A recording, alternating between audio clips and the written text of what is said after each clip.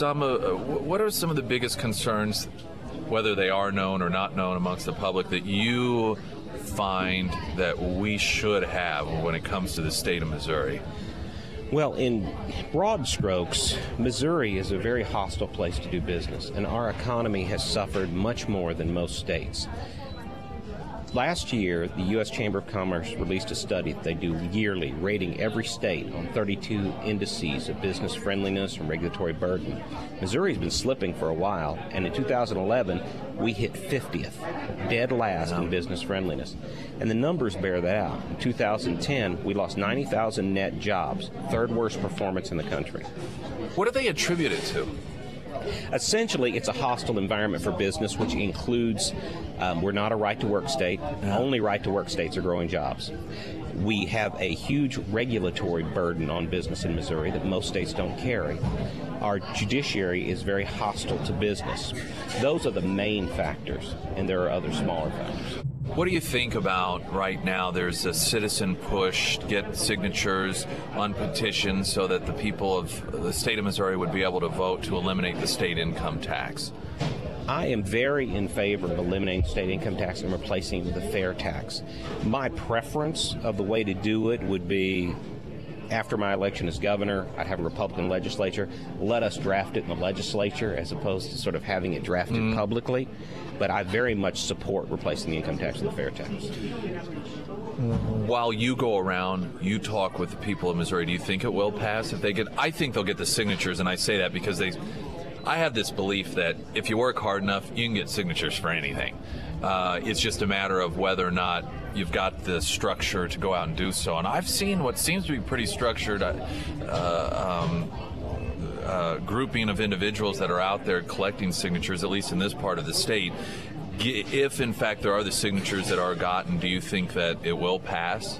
I think it depends on how it's drafted and how the Secretary of State describes it on the ballot. And this Secretary of State has been notorious for confusing and deceptive language. So if you get elected governor, and let's say that situation occurs, or however it's worded, and that the people vote it down, will you still push for one and try to work with the Republican legislature in order to get a fair tax in and the elimination of the state income tax? Yes. I believe if it were to be voted down, it would be due to factors like we've talked about description and about confusion, not because people want to retain an income tax. There are ads, we've got them running on this station, and I'm sure they're running elsewhere, that are opposed to the fair tax and the elimination of state tax. One of the things that they say is they refer to it as a jobs killer.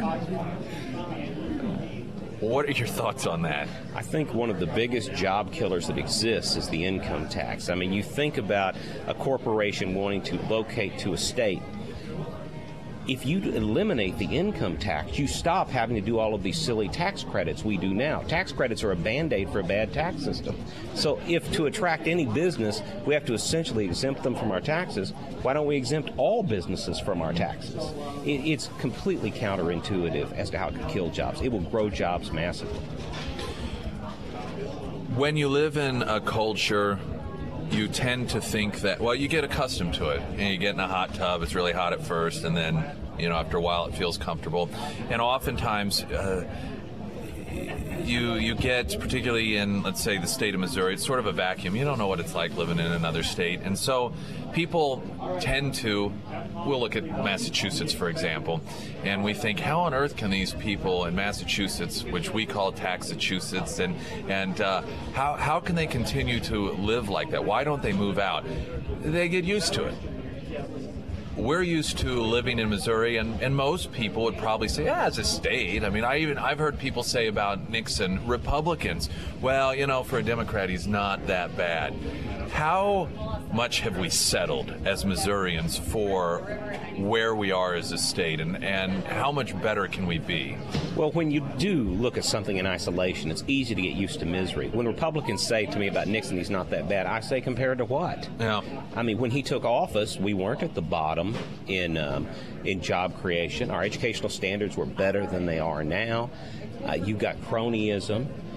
we can do a lot better. This is a wonderful state with tremendous opportunities. If we fix our educational system, we roll out the red carpet for business, and eliminate a lot of the cronyism and corruption out of our state politics, there's no reason we shouldn't be growing massively and be able to improve the lives of our citizens.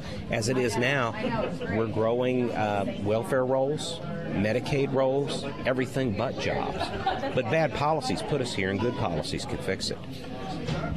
I like traveling a bit. One of the things I like about traveling is finding things that are different culturally. I mean, be they traditions, be they just types of stores. I just really enjoy that sort of thing. As you travel about, has there been anything that you've found that you've just really enjoyed and thought, well, this is just really neat. I didn't realize that this was in Missouri.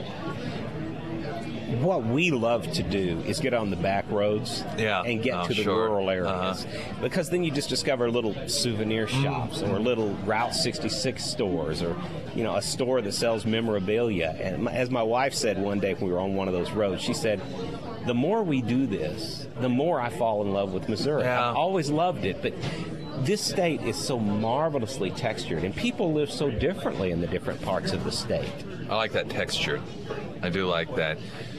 I was thinking not long ago, well, actually last week we had some friends of ours that are journalists from Ukraine here, and taking them, all the different, so they could experience the different cultural things of Southwest Missouri, and we talk so often about how small the world is, because we are so easily able to connect on Skype with people, and be it the economy, be it travel, whatever it is, we seem so small. But then when you do like what you're talking about, and you hit the back roads, and here, all of a sudden you realize it's a lot bigger than we think that it is. Is it almost humbling? I would think if I'm running for governor, you sort of have in your head Missouri. You see the map, you know the places you've been, excuse me, but then you go and you meet these people that own the little souvenir shops, like you say, in these small towns in the back roads, and you think, wow, the governor represents all of this. It is extremely humbling, because, just today, your prior guest came up, shook my hand, and said, I've heard you speak. I give you support you. I give you a little money monthly. And I go all over the state, and I think I'm asking all of these people to hire me to conduct their business. And I regard it very seriously. And I never cease to be humbled and thankful when someone comes up to me and says, I'm helping you, or I'm going to vote for you, because it's a massive undertaking. I put 40,000 miles in my vehicle just this year driving around the state. The world seems small until you start driving it. I guess so. Any final thoughts you have for people, your website, whatever it is that you want them to know about?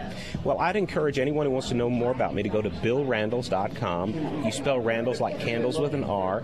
You'll see a comprehensive plan I have to fix the issues in the state of Missouri. And I'd encourage all of your listeners, don't sit home and complain about the government. Get out and get behind folks you believe in and work for them.